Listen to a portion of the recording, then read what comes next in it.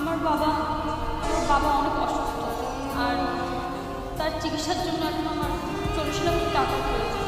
1,000 টাকা আমি কোথা থেকে কীভাবে ম্যানেজ করবো, আমার মাথায় কাজ করছে না। আমার কাছে তো এখন এত টাকা নেই, তবে একটা উপায় আছে, আমার বসের কাছে যাই। আমার বস এরকম অনেক করেছে, তো আমার বসের কাছে যাই। চলো তোমাকে বসের কাছে নিয়ে যাই। তুই বন্ধু